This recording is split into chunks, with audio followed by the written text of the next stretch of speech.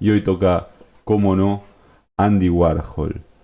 Hace poquito hablamos del pop art en general, hablamos de artistas como Lichtenstein, como Hamilton, el pop británico, ¿no? Hamilton.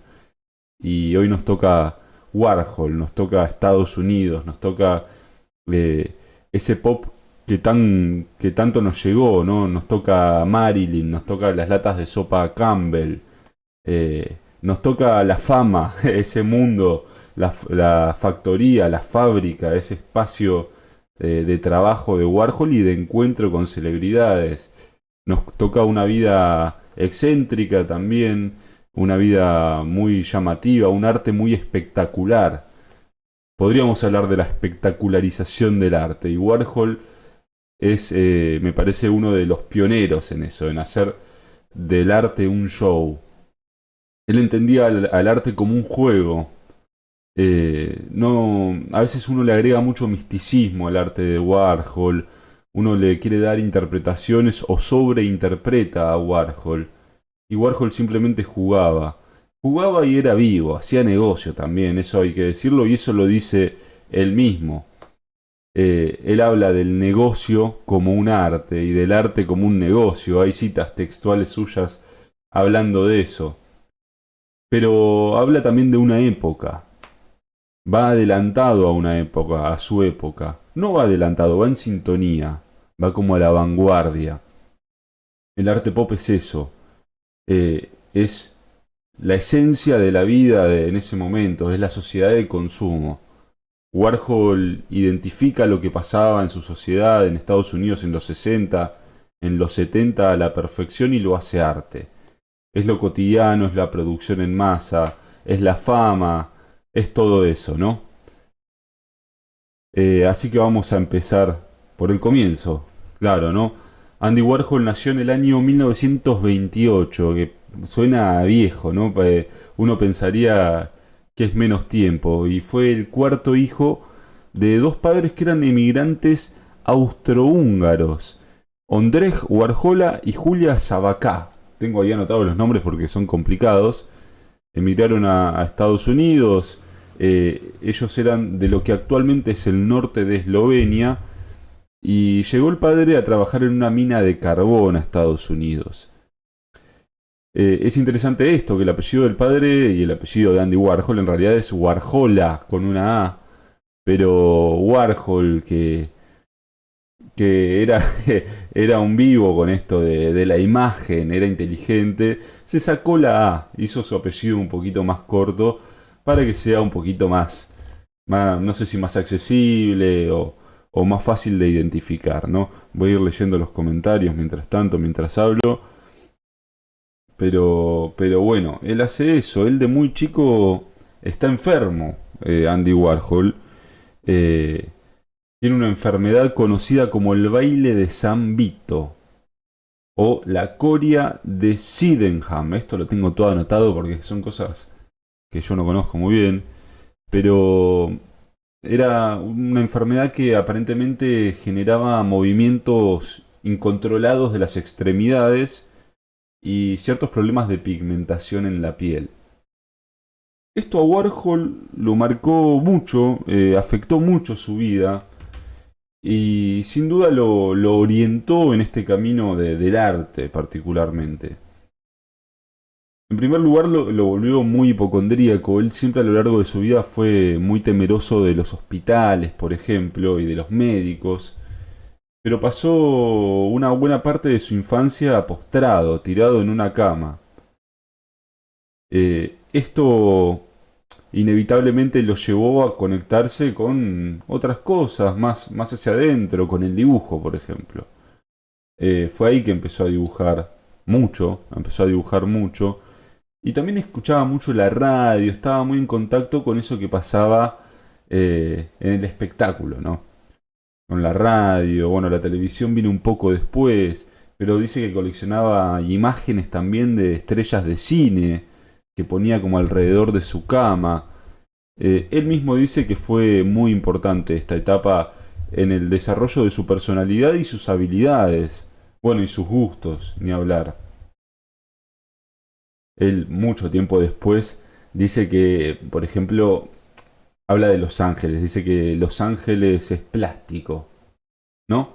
Pero que él ama el plástico, que él ama eso, ama ese mundo de estrellas, de fama, ¿no? Pero bueno, eh, es un poco la superficialidad de la cultura del consumo, ¿no? Pero él interpreta esa cultura superficial y la hace arte, es lo que marca diferencia, ¿no? En su obra. Él recién en el año 1949 se traslada a Nueva York. Se traslada a Nueva York y él empieza a trabajar como publicista, como artista comercial. Esto es importante. Él viene de ahí. Muchos artistas del arte pop empiezan como publicista. Hamilton también, si no me equivoco, Lichtenstein también.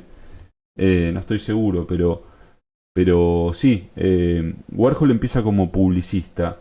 Y lo que tenemos, esto primero que vamos a ver acá a mi derecha, esto no se los trae nadie. Así que acá espero que me reconozcan este trabajito de imágenes que trajimos, que son un poco difíciles de encontrar. Son trabajos de los primeros, ¿no? De Warhol, dibujos de cuando él era joven, y después vienen algunas cosas de cuando empieza a trabajar en publicidad también, tapas de discos que empieza a hacer. Pero bueno, vamos a verlo y voy a ir viendo el chat. Saludo a todos, hubo mucha gente, ¿eh? Lautaro, Valeria, Raquel, Geraldine, Sebas. Sebas que me va a mandar un libro que terminó, Sebas, y lo vamos a compartir acá. Lo quiero leer ya. ¿Quién más? Bueno, Valeria Corsilia, Valeria Abraham, Raquel, Diana, María Asunción, Ana Fogel, Fabián, bueno, muchísima gente. Bienvenidos a todos. Espero que la pasen bien hoy. Él se manda a estudiar arte a la Carnegie Mellon University, Pittsburgh es. Y en el 49 se traslada a Nueva York, que en Nueva York se empieza a constituir de a poquito como el nuevo centro de la cultura y del arte a nivel mundial. Casi que empieza a desplazar a París. París venía medio golpeada por la Segunda Guerra Mundial, esto hay que decirlo. Hay un corrimiento de los grandes centros geográficos del arte eh, por lo que es la Guerra Mundial, ¿no? Cuando hablamos de los centros es siempre una perspectiva un poco occidentalista, medio eurocéntrica. Es lo que dicen los libros de historia como los centros, porque no hay un centro de la historia. Pero bueno, Nueva York tiene una emergencia cultural muy importante en esos años. De hecho, recibe muchos artistas de Europa en la posguerra. Hablamos hace poquito de George Gross. George Gross fue uno de los que después de la Segunda Guerra Mundial, no, antes de la Segunda Guerra Mundial, se fue para Estados Unidos. Es algo que empieza a pasar, ¿no? Como la guerra, la Segunda Guerra Mundial, medio que se lleva puesta París y Europa en general y lo que queda es un lugar por reconstruir. En cambio, Estados Unidos estaba después de la Segunda Guerra Mundial en un periodo de prosperidad absoluta. De hecho, este periodo de prosperidad absoluta es el germen para lo que son los 60, eh, la reivindicación de las juventudes, cómo la juventud gana mucho terreno frente a las tradiciones, bueno, una serie de cambios que ya vamos a hablar en profundidad. Pero empieza a trabajar como ilustrador de revistas en Nueva York y publicista. Y en los 50 empieza a ganar un poco de reputación como ilustrador de zapatos. Y ahora vamos a ver, porque empieza a dibujar zapatos, mientras tenemos algunos de sus primeros dibujos, años 40, 50. Son dibujos bien estilizados, me hacen acordar un poco a Modigliani, no sé si se ubican a Modigliani, pero con esas caras largas y esos ojos blancos, Modigliani. Pero tiene eso, no sé si ven este dibujo, lo voy a agrandar un poquito a ver qué me dicen. pero a mí me lleva un poquito hacia ahí.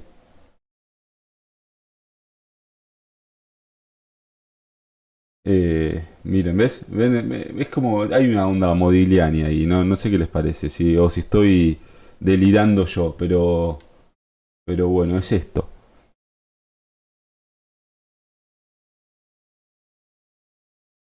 Este dibujo, él siempre se habló mucho sobre su sexualidad y siempre lo homoerótico así aparece mucho en su obra. Eso está siempre. Pero ven, ahí es un hombre como en boxers.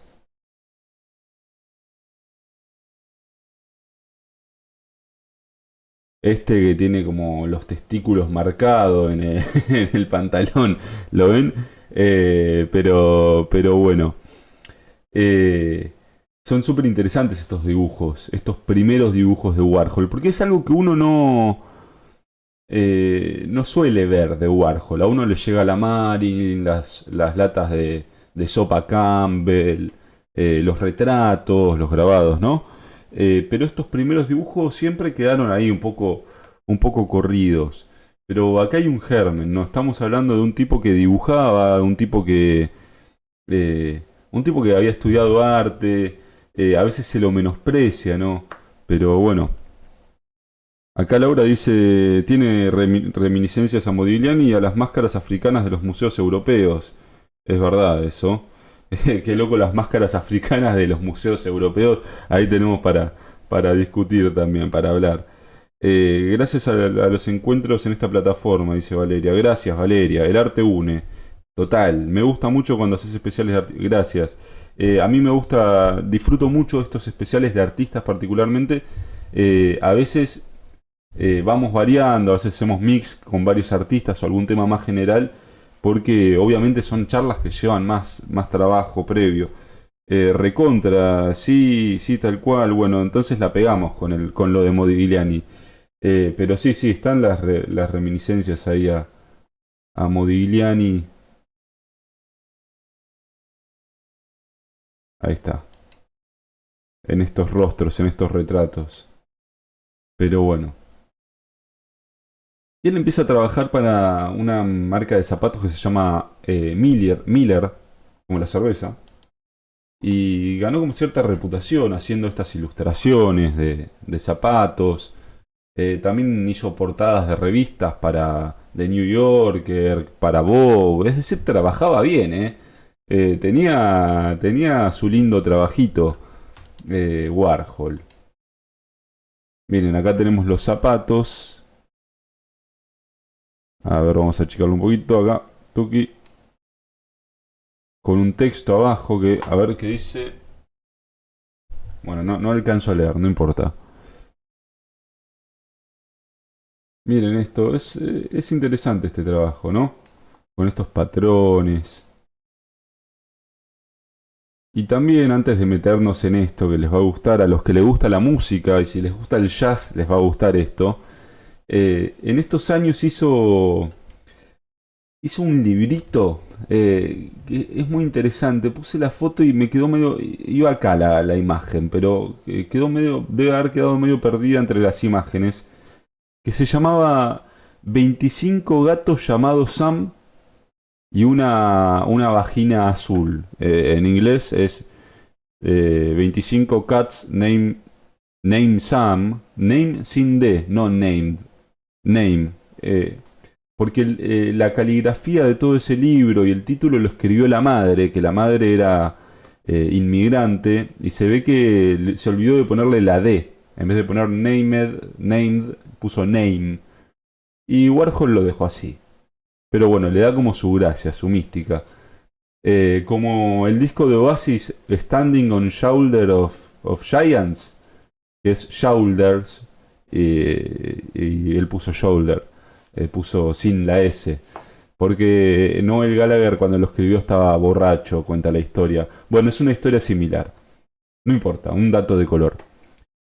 Son gatos, que todos llamados Sam, 25 gatos con textitos escritos por él, pero la letra hecha por la madre. Y es en estos años, estamos en la década de los 50, cuando RCA, la disquera, la famosa disquera, lo contrata a Warhol, entre otros artistas como Sid Maurer y varios artistas así de manera freelance, para hacer tapas de discos y cartelería. Y ahí empieza, ahí nos vamos a encontrar con, este es el contenido inédito, difícil de encontrar o de recopilar así, ¿eh? Así que este me lo agradecen, ¿eh? Tenemos a Thelonious Monk, por ejemplo, yacero, con esta tapa hecha por Andy Warhol. Miren las tapas de Andy Warhol, están buenísimas. Count, Count Basie, este no lo conozco. Count Basie en el año 55. Esta tapa es como una especie de aguada, más que un grabado, parece, ¿no? Pero miren qué bueno que está. Thelonious Monk le gusta a Laura Ferradas acá. Está bueno Thelonious Monk. Acá en Buenos Aires, en Palermo, hay un bar de jazz llamado Thelonious, también por Thelonious Monk. Espectacular, de lo mejor, de los mejores bares que existen para escuchar música. De Kenny Barrell, miren acá el dibujo. Miren qué buenas manos. Miren qué lindo dibujo. Kenny Barrell, volumen 2, de 1956. Y Blue Lights, de Kenny Barrell, 1958. Artie Shaw and His Orchestra, Both Feet in the Groove, 1956.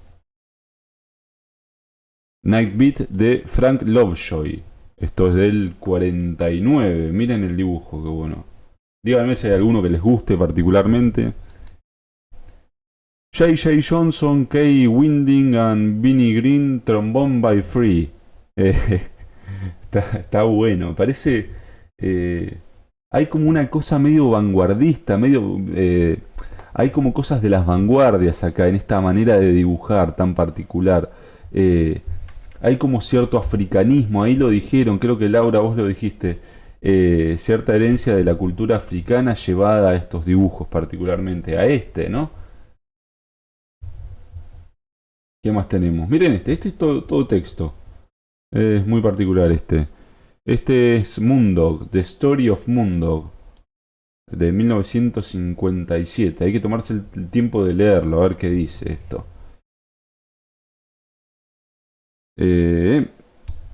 Uy, hay un par de comentarios que no vi. Agustín dice: lo que destacó es el dibujo en una sola línea, casi sin levantar el lápiz o la pluma. Sí, no es una línea peluda que va y viene, es una línea así a la primera. María Asunción Ramos dice: claro, a Nueva York también se traslada el centro de la moda en esas épocas. Por lo que comentabas de la Segunda Guerra en París, que era único centro hasta entonces, claro. Desde el 2020, como para poner fecha para acá, se empezaron a hacer las portadas de los álbumes con ese estilo de dibujo, o bueno, yo últimamente lo renoto, dice Jennifer. Vieron que vuelven las modas, vuelve todo, ¿no? En la cultura. Es cierto lo que decís, me parece haberlo visto también en alguna tapa de disco. Lo gestual también, ¿no? Eh, Me parece a mí que hay un avance tan fuerte de lo digital, un avance tan fuerte de lo masticado, de lo sobreproducido, de lo hecho por computadora automáticamente, que lo gestual gana terreno en eso. De golpe nosotros como humanos, que no estamos exentos de valorar el carácter aurático de una obra de arte, lo único de una obra de arte, lo especial, eh, aunque valoramos muchas otras cosas, siempre vamos hacia lo humano. ¿Se entiende lo que quiero decir? Siempre nos conmueve lo humano más que lo hecho por una máquina. Es así. O que lo sobreproducido. Yo creo que en esta cultura de lo saturado, de lo sobreproducido, gana lo gestual, nuevamente. Está empezando a volver el gesto, está empezando a revalorizarse la idea, ¿se entiende? lo que pienso, bueno, o estoy delirando capaz, no sé. Eh, a veces me pongo a reflexionar y digo cualquier cosa. Muchas cosas que no conocía de él, qué lindo, bueno, qué bueno. Eh, y tenemos también, a ver, I'm Still Swinging, de Joe Newman Octet. Qué bueno, esta época debe haber estado buenísima para ir a ver bandas, ¿no? Para meterse en esos bares de Nueva York. Siempre fantaseé con eso, ¿no? Con esos barcitos en subsuelos que se ven en las películas. Como rechazo a la IA, pregunta Ana Fogel, yo no sé si rechazo, porque la IA también es interesante. Hay artistas, hablamos con Juan Maresca, por ejemplo, acá una vez lo entrevistamos, que él trabaja con inteligencia artificial, pero tiene una propuesta alrededor y toda una idea. Está tan trabajado lo que hace que es súper interesante, ¿no? Pero pero ahí aparece la mano, aparece la idea del autor o de los autores, aparece lo humano, ¿no? Yo creo que lo que gana es lo humano. No es necesariamente en rechazo de la inteligencia artificial, pero yo creo que en esta cultura tan saturada y tan hiperconectada también, lo humano se vuelve a ganar su lugar. Sí, tal cual es casi un va y ven buscando lo artificial y luego volver a lo humano, sí, total. En el último veo más medioevo, a ver.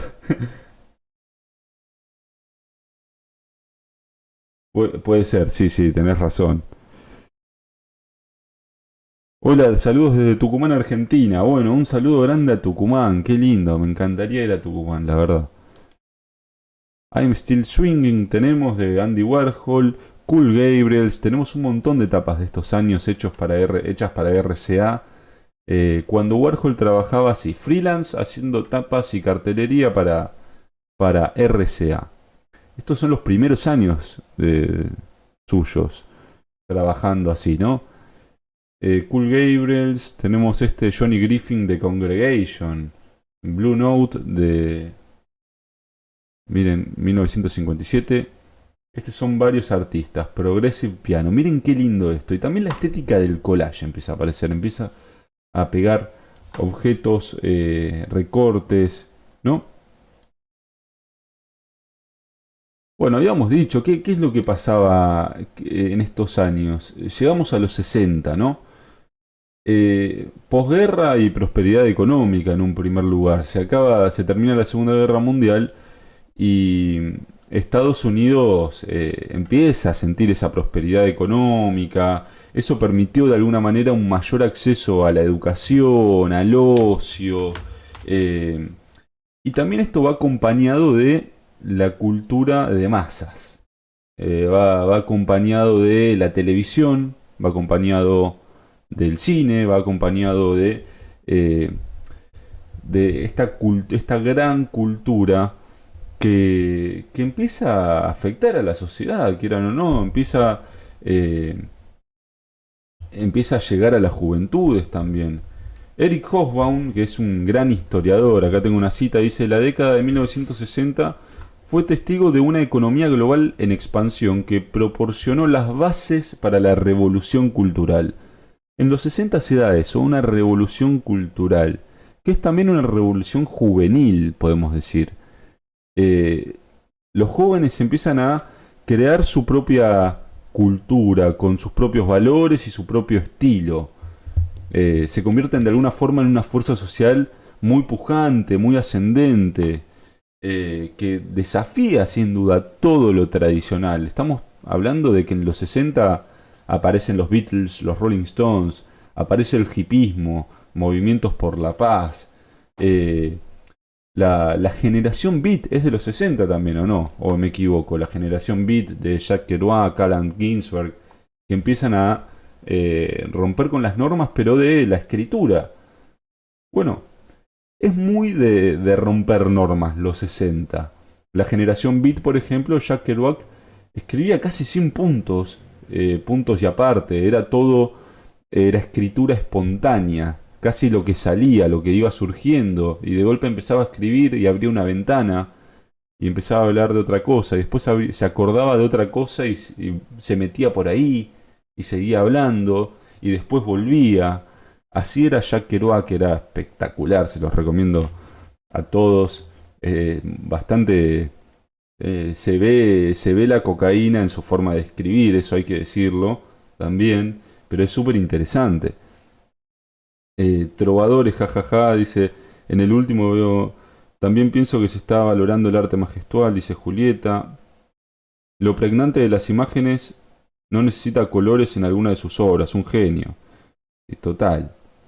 Me encantan las portadas de los discos como arte, sí. Sí, sí, sí. Ya hicimos alguna charla de tapas de discos particularmente. Tenemos que volver a hacer. Pero bueno, una cita de Roy Lichtenstein, por ejemplo, que es este artista que casi que agarró el cómic y lo puso en los museos, dice que el arte pop parece querer ponerse al día con el mundo, refleja la era en la que vivimos. Es reflejo de eso, de la cultura de masas, de, de la producción en masa, de todo esto que empieza a pasar. Y hablando de Lichtenstein, dicen que un encuentro de Warhol con una pintura de Lichtenstein en los 60, a principios de los 60, fue lo que lo empezó a conectar con la idea del arte pop. Como que le empezó a abrir un poco la cabeza en este sentido. Entre otras muchas cosas, obviamente. Él venía de la publicidad, Andy Warhol. Pero vi una pintura de Lichtenstein que no era ni más ni menos que una publicidad. Era una publicidad y una publicidad bien estereotipada de un complejo residencial en Los Ángeles, si no me equivoco, no estoy muy seguro de este dato. Y eso lo parece que lo orientó un poco hacia el pop. En el año 62, él hace su primera exposición individual en una galería de California, Ferusel. Y ahí aparecen obras como esta, las latas de sopa Campbell. Hace esto y a los 6 meses nomás está también haciendo una inauguración en Nueva York. 4 meses, no 6 meses. En la galería de Eleanor Ward, que parece que también movía artistas importantes en la época.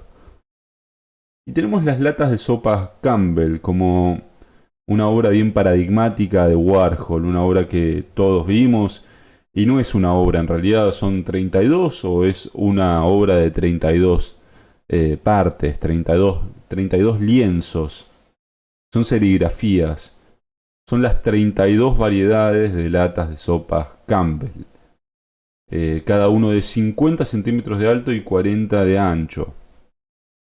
Serigrafías eran grabados, ¿no? Y era un objeto de lo más ordinario, era un objeto de una lata de comida, de sopa. Eh, ¿El que decía, en primer lugar?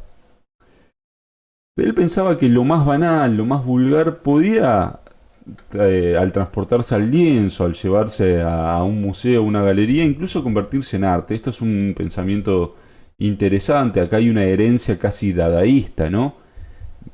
Casi que hay una herencia del ready-made de Marcel Duchamp poniendo un mingitorio, agarrar algo de la vida cotidiana y hacerlo arte, ¿no? Pero también él pensaba en esto del arte pop y después de su encuentro con Lichtenstein y otros artistas, que él quería hacer algo diferente. Él de hecho dijo, debo hacer algo que realmente tendrá un gran impacto. Él pensaba en eso, en el impacto, en lo espectacular. Bien norteamericano eso también. Eh, la cultura del show está ahí, ¿no? Debo hacer algo que realmente tendrá un gran impacto, que será lo suficientemente diferente de Lichtenstein y de James Rosenquist, que es otro artista del pop, que será muy personal, que no se verá como si estuviera haciendo exactamente lo mismo que ellos. Y que se le ocurrió, miró a su alrededor, miró a su cocina y miró su alacena, ¿sabes? Y había unas latas de sopa Campbell y puso una de cada variedad. Me encantan las cosas aburridas. Creo que cuanto más ves algo, más te deja de impresionar.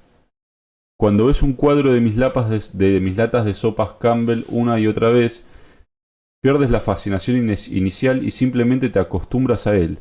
Para mí eso es hermoso, porque refleja la manera en que realmente experimentamos al mundo, a través de la repetición constante de imágenes y objetos. Estoy interesado en todo lo que sea repetible y reproducible, porque eso es lo que define nuestra era, lo repetible y lo reproducible. Es algo de lo que habló la escuela de Frankfurt cuando hablaban de la reproductibilidad técnica en el arte, particularmente, de las imágenes. Y es algo que está muy conectado con la producción en masa, justamente, con el posfordismo. Es llevar el posfordismo, el posfordismo al arte. No es más que llevar la vida misma, lo que pasa en la sociedad, ir a la vanguardia en ese sentido y hacerlo arte. Y en Europa esto, viste, siempre aparece la sobreinterpretación, aparecen los pensantes en exceso, y quisieron ver esto como una sátira subversiva y casi marxista al capitalismo de Estados Unidos. De algún modo un poco sátira puede ser, pero realmente lo que hizo Warhol era inspirarse en lo que le gustaba. Y a Warhol le gustaba la sopa, la Coca-Cola y las estrellas de cine y televisión. Eso es lo que hizo. Inspirarse en lo que le gustaba, casi como un juego, despojando de todo misticismo al arte. Era eso, ni más ni menos. Y tenemos, bueno, acá tenemos un detalle. Campbell Tomato Soup, sopa de tomate. Y acá tenemos otra de las más famosas. Mientras voy a ver el chat, que no se me olvide el chat. Acá tenemos una de las más famosas que es el díptico de Marilyn. Marilyn había fallecido hacía poquito, en 1962, y esto lo publicó unas semanas después, Andy Warhol, una semana después de su fallecimiento. Son 50 imágenes de la actriz. Uy, muchos comentarios.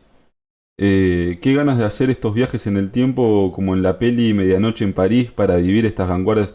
Total, total. Qué linda película Medianoche en París de Woody Allen. Se las recomiendo a todo el mundo y les recomiendo mucho el libro en que está inspirada esa película, que es París era una fiesta de Hemingway.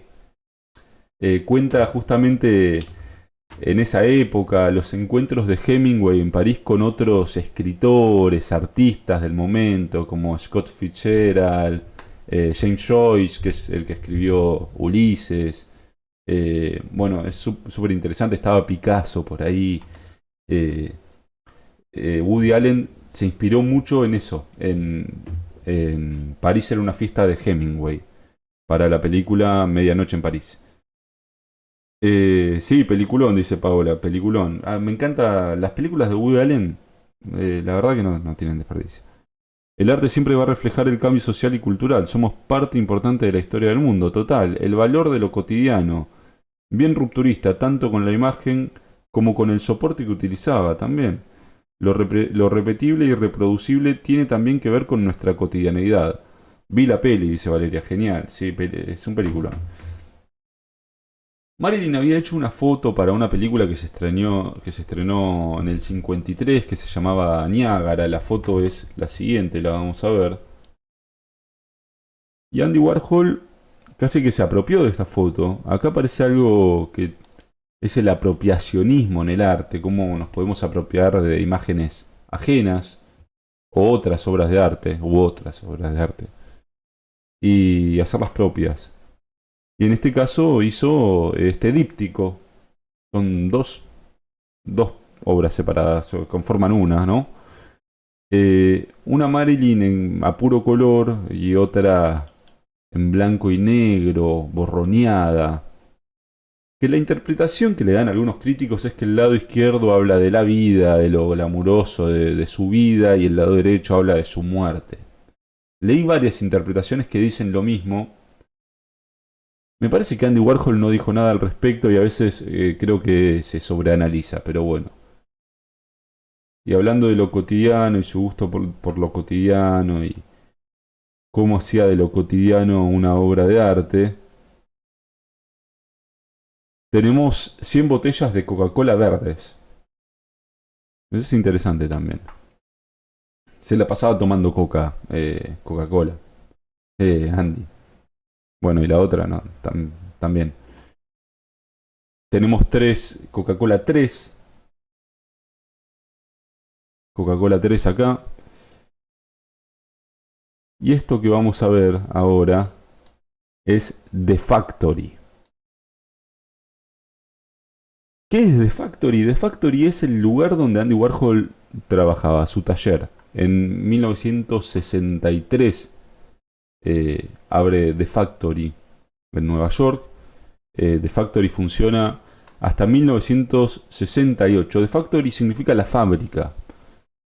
Estaba en el piso 6 de la Union Square Oeste, cerca del famoso club y restaurante Max Kansas City. Dato que tengo ahí. Yo no sé de qué es Union Square, pero bueno, lo tengo ahí. Y en The Factory Andy Warhol producía y también se encontraba con muchos artistas, músicos, cineastas, escritores, con mucha farándula. Era un lugar muy visitado, The Factory. Ahí también filmaba. Tiene una faceta como cineasta. Hace cine experimental sobre todo. Hizo una película llamada Sleep en el 63, por ejemplo, que es un hombre durmiendo durante 5 horas. Hizo una película en el 64 al año siguiente llamada Empire, que es una filmación en tiempo real del Empire State, del edificio, pero de 8 horas. También hay algo de desafiar a lo tradicional y decir, bueno, voy a filmar durante 8 horas el Empire State. Y esto capaz que no circula en un cine, pero bueno, de hecho un poco más rupturista, un poco más jugadas eran algunas de sus producciones con cierto carácter sexual. The Factory era conocida también por ser un lugar muy transitado para también un lugar donde se hacían fiestas, un lugar donde se practicaba sexo, el amor libre, todas cosas que, bueno, capaz que en la época, en una sociedad un poco más conservadora, estaban un poco mal visto. Y él agarraba, por ejemplo, y filmaba escenas de sexo explícito para sus películas, que capaz que en los 60 no era tan común, de sexo explícito, por ejemplo, homosexual muchas veces, o transgénero. Aparecía eso en las películas de Warhol y en las películas de quienes iban a filmar ahí. Y eso le trajo sus problemas también. Para empezar, se reproducían en lugares completamente under, ¿no? La policía más de una vez entró y generó algún disturbio eh, en esos lugares, ¿no? Pero, donde se proyectaban las películas, pero bueno. Era un poco lo que pasaba en The Factory. The Factory estaba completamente decorada por un decorador llamado Billy Name, que era un amigo de Warhol, que también fue fotógrafo, sacó esta fotografía, y estaba decorado con papeles de estaño. El papel de estaño, estuve investigando porque digo, papel de estaño no es papel aluminio, es lo que se usaba antes del papel aluminio. Sobre todo antes de la Segunda Guerra Mundial, después empezó a extender el uso del aluminio. Estaban todas las paredes recubiertas de papel de estaño, espejos rotos y pintura plateada. Y cada tanto Warhol metía globos plateados también. Entonces The Factory, la fábrica, empezó a ser llamada The Silver Factory, la fábrica plateada. Que en teoría el plateado venía a representar algo así como la decadencia del mundo. No sé, son interpretaciones también. Voy a ir leyendo el chat. Mientras tanto, no me quiero... A ver. Acá por The Factory pasaron músicos como Lou Reed, Bob Dylan, Brian Jones, Mick Jagger, y ahora vamos a ver trabajos de Warhol con ellos. ¿Ven lo que es? Todo plateado. Así es. Y ahí está Warhol sentado. De hecho, The Velvet Underground, que es la banda de Lou Reed, que es bastante... Es conocido, por ejemplo, por Perfect Day, Walk on the Wild Side, no sé si lo conocen a Lou Reed. Fue casi apadrinada por Warhol. Warhol fue como una especie de manager de Velvet Underground en sus inicios. Ellos frecuentaban mucho la factoría, The Factory, la fábrica. Y una cantante alemana, Nico, que era amiga de Andy Warhol, terminó cantando con ellos en este disco que se llama The Velvet Underground and Nico. Andy Warhol hizo la tapa de este disco, esta banana, que seguramente la conocen. Y esta banana tiene la particularidad, es bastante diferente para lo que era una obra de arte en ese momento, de que era una calcomanía en realidad, que se sacaba y abajo aparecía esto, la banana de color rosado, quizás como una referencia bien fálica, ¿no? Pero bueno,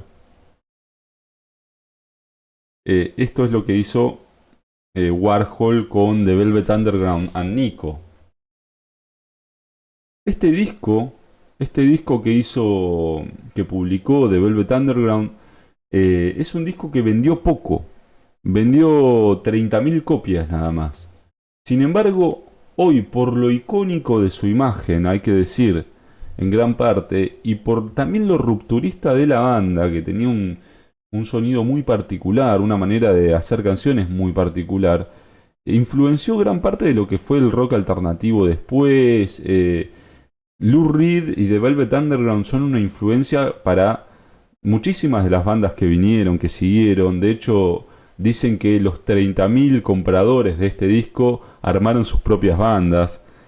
Bueno, es lo que se comenta. Y voy a ir leyendo los comentarios, que hay muchos. Pero bueno. Acá decía, esto estaba acompañado en la primera edición de un mensaje que decía Peel slowly and see, pelarlo lentamente y ver. Que bueno, al sacar la calcomanía se ve esto.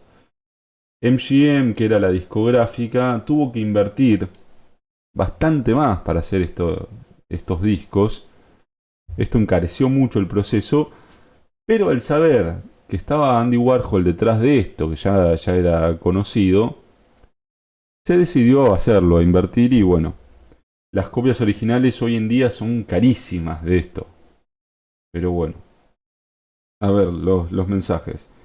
Eso me encanta, también es mi vicio, dice María Asunción Ramos.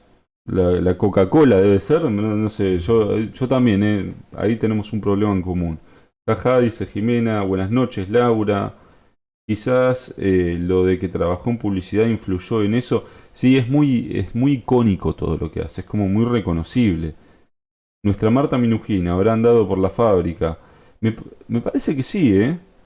Por lo que, no sé si por la fábrica o él mudó después la fábrica, cambió de estudio, pero sí que conoció a Warhol.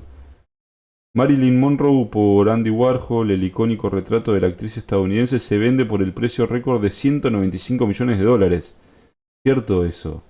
Un icónico retrato de Marilyn Monroe por Andy Warhol se ha convertido en la obra de arte del siglo XX más cara jamás vendida. Mirá qué bueno eso, Valeria. Y hace poco se vendió también un retrato de Mick Jagger que hizo, que subastó, también muy caro. Pero 195 millones es una locura, es una locura. Pero bueno,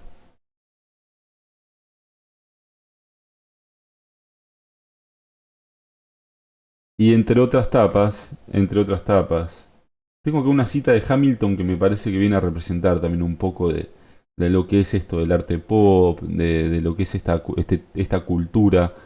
Él dice que es popular, concebido para las masas, efímero, con soluciones a corto plazo, prescindible, fácilmente olvidable, de bajo costo, producido en masa, joven, dirigido a la juventud, ingenioso, sexy, efectista, glamuroso, un gran negocio. Sin embargo, en esto de efímero y todo esto, ellos marcaron tanta época que lograron algo contrario, es completamente trascendente en la historia lo que hicieron, ¿no? Pero bueno, esto dijo Hamilton, otro artista, gran referente del pop británico, sobre todo. Que Hamilton hizo tapas de discos también, hizo The White Album, por ejemplo, para los Beatles. Pero bueno, lo tenemos a Sticky Finger, este disco de los Rolling Stones. Es buenísimo. Sticky Fingers es un discazo. Y él conoció a Mick Jagger, como les digo. Pero bueno, me parece que antes de meternos con Sticky Fingers, podríamos hablar un poco de lo que pasó en el 68. No sé si escucharon. Y esto está en la serie de Warhol, por lo que vi, que la tengo que ver, por lo que leí del artículo de Jorge Muñoz que se va a publicar acá en Salas, para que lo lean y para que comenten qué les pasa, eh, qué les parece la serie, si la vieron. En el 68, Valerie Solanas, que era una escritora, actriz, le pegó un tiro a Andy Warhol. En la entrada a su estudio, en la entrada de la factory, a la fábrica. Tres tiros le pegó, no uno. Tres tiros. Uno le rozó y otros dos le pegaron. No lo mató. Pero parece, y también le disparó a Mario Amaya, que era crítico de arte y era comisario de Warhol. Valerie Solanas era una escritora también feminista, que había escrito un tratado que se llamaba el Manifiesto Scam, que significa como la capa de mugre, que era como un alegato separatista del patriarcado, ¿no? Y que la verdad que dicen que es interesante en la historia del arte, en la historia del feminismo, particularmente lo que escribió ahí. Pero lamentablemente Valerie Solanas tuvo problemas de salud mental y se vio muy afectada cuando Andy Warhol no rechazó directamente, sino que medio se hizo el desentendido con un borrador de una obra de teatro que ella le dio para que él lo dirija o para que sea productor. Parece que Warhol aceptó esto, le dijo, sí, sí, sí, Valerie, dame el borrador. Yo lo produzco y lo dejó ahí encajonado, nunca más el borrador. Parece que hasta lo perdió. Obviamente esto a Valerie, que para colmo venía con algún problema de salud mental, terminó internada en un hospital psiquiátrico, de hecho. Eh, muy bien no le cayó, muy bien no le cayó y fue y le pegó tres tiros a Warhol. Amaya, el crítico de arte, recibió heridas menores, pero Warhol estuvo medio complicado y parece que las secuelas lo acompañaron casi que por el resto de su vida. Pero bueno, Warhol no testificó en contra de ella. eh, y bueno, ella quedó internada en un hospital psiquiátrico. Le dieron 3 años de prisión. Pero bueno, y se declaró culpable también. Él dijo, Andy Warhol, después de este atentado, antes de que me disparasen siempre pensé que estaba un poco más para allá que para acá. Siempre sospeché que estaba viendo la tele en vez de vivir la vida. Bueno, me gustan las citas de Warhol. Hoy me parece que vamos a estar un poco más de una hora, ya se los digo. Pero, pero bueno, tremendo, dice Jennifer. Nunca más ignoró una propuesta, Andy. No, no. Seguro que no. Llegamos a los 70, a la década de los 70. En los 60 vimos esto, las lapas de sopa Campbell, las Coca-Colas, objetos de la vida diaria. Él ya había dicho que lo interesante también de estos objetos era que eran transversales a la sociedad. Eh, la Coca-Cola era consumida tanto por los ricos como por los pobres. Vos podés ser la persona más rica del mundo, pero si te querés tomar una Coca-Cola, te tomás una Coca-Cola, te la vas a tomar. Y es la misma Coca-Cola que se va a tomar eh, el mendigo de la esquina. Una cosa así había dicho Warhol. Que esto también hacía más interesante a los objetos. Pero bueno, todas las Coca-Colas son las mismas. Lo sabe el presidente, lo sabe Liz Taylor o lo sabe el mendigo de la esquina. Eso dijo Warhol. Pero bueno, llegamos a los 70 y eh, en los 70 empieza a encontrarse con gente como Mick Jagger, por ejemplo. Y en los 71 hace la tapa de este disco, Sticky Fingers, que es una, un pantalón con la bragueta ahí, no sé si está abierta. Es eso, y en España aparentemente esto lo censuraron. Fue mucho para España que estaba bajo el régimen de Franco, fue mucho para Franco eso, y pusieron otra portada que es esta, que no la hizo Warhol esta, pero bueno.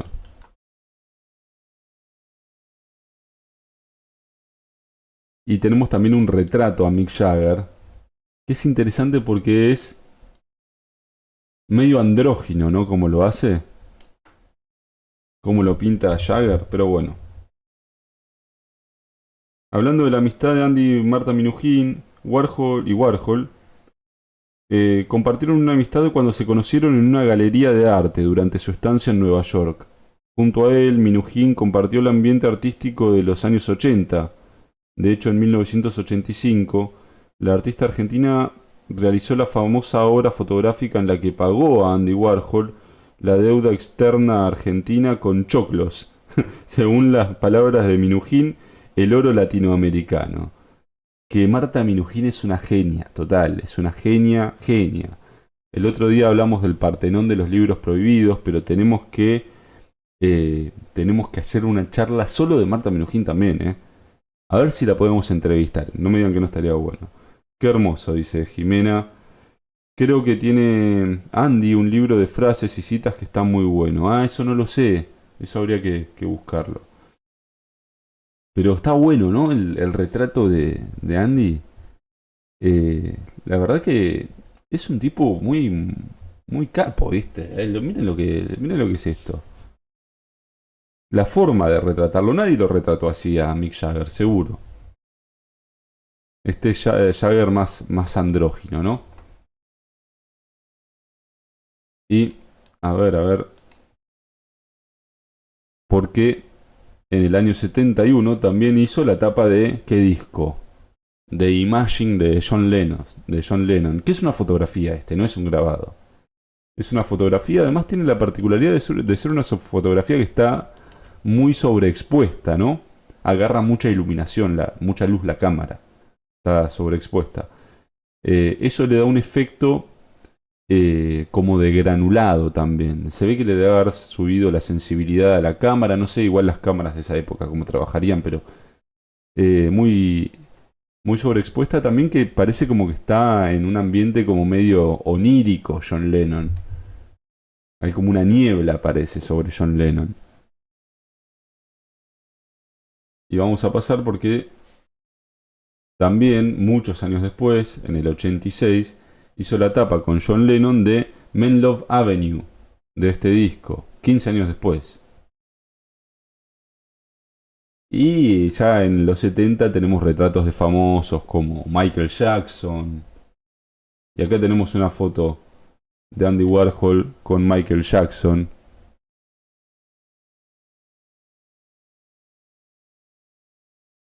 Opa, uy, que toqué. Uy, me la mandé. Bueno, me van a tener que esperar que hacemos un recorrido entonces hasta que llego a la imagen de Michael Jackson de buena. Parece de cartucho Polaroid. Mirá vos, puede ser eso. Bueno, eso yo no sé de fotografía, así que estaría buenísima la entrevista. Sí, Julio, una entrevista a Marta, una entrevista a Marta. Bueno, hay que ver si nos da bola Marta, pero estaría buenísimo, seguro. El uso de los plenos planos increíbles y reconocibles, total. A ver, bueno, vamos viendo mientras tanto las tapas de discos que hizo Andy Warhol, hasta que llegamos. A ver, a ver. Uy, bueno, me van a tener que tener paciencia. Pero hizo de Michael Jackson y venía después una de Brigitte Bardot.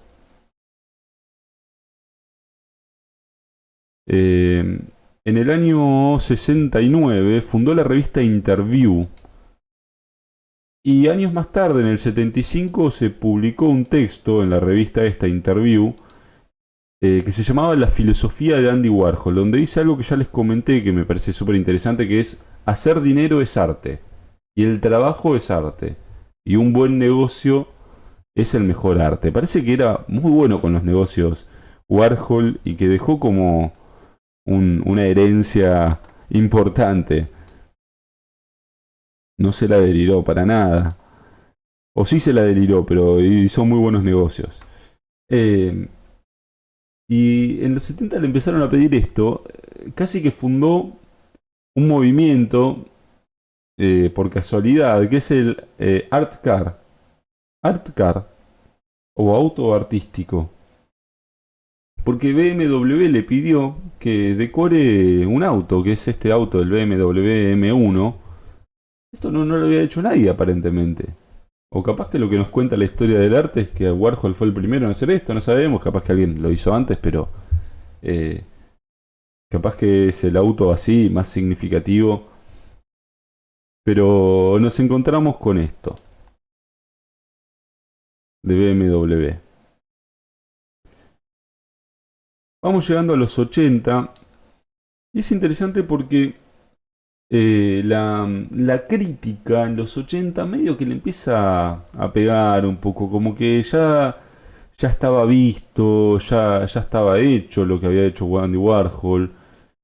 Y a la crítica no lo empezaba a ver como, o a tratar como de superficial, a tratar su arte como algo superficial.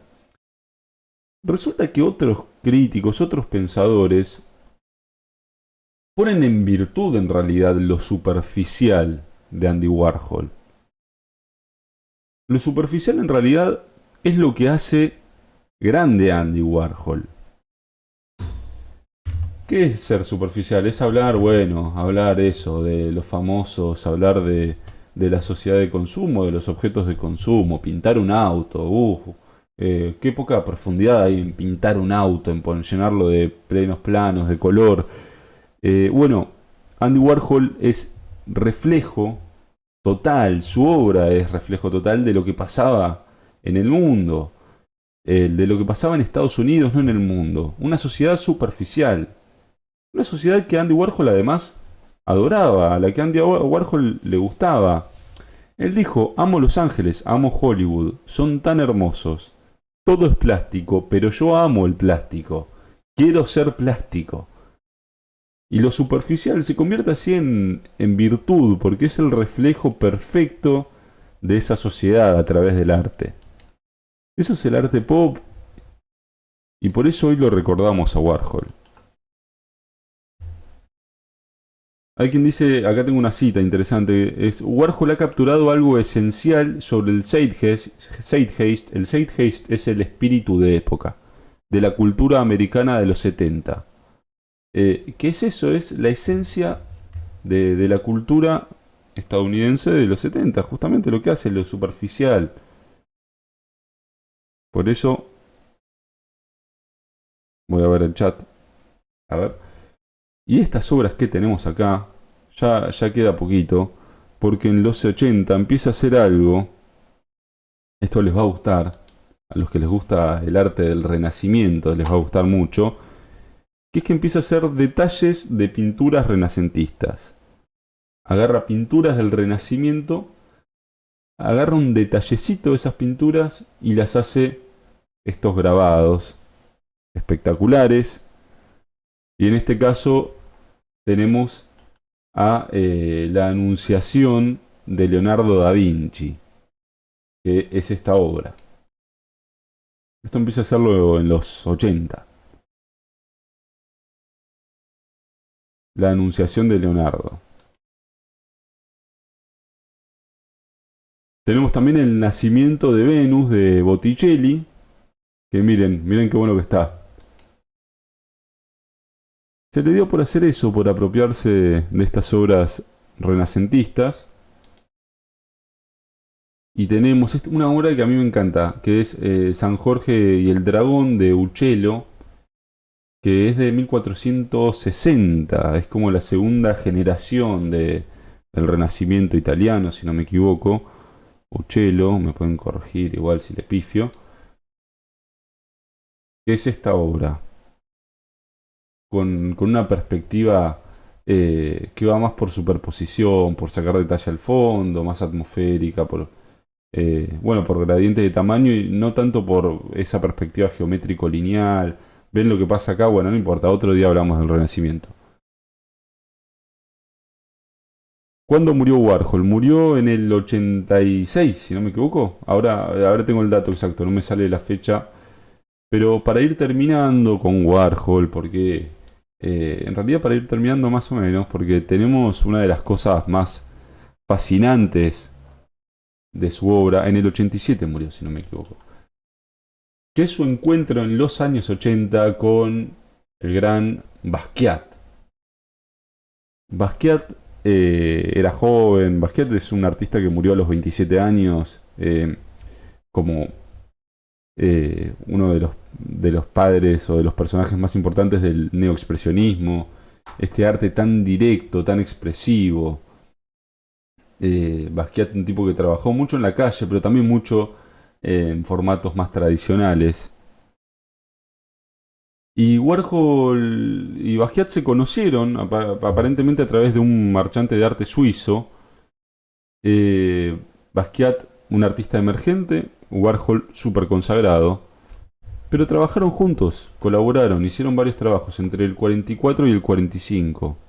Trabajos que en el 85, en 1985, fueron exhibidos en una galería en Nueva York. Y tenemos esto, Olympics. En el año 1984 hicieron esto, que ven la serigrafía atrás de Andy Warhol con los Juegos Olímpicos y adelante intervenida por Basquiat. Aparentemente muchas veces empezaba Warhol y después Basquiat agarraba y arriba tiraba pintura y hacía lo suyo Basquiat, que a mí me encanta. Y, y bueno, tenemos estos resultados que son muy interesantes porque eh, hay como algo más contenido en las formas de Warhol. Siempre es un arte más mimético, es una reproducción de la realidad. Justamente hablaba de la reproducción y lo repetible, ¿no?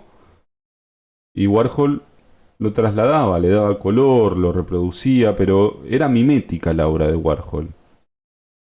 Y Basquiat lo que hacía era gesto y expresión pura,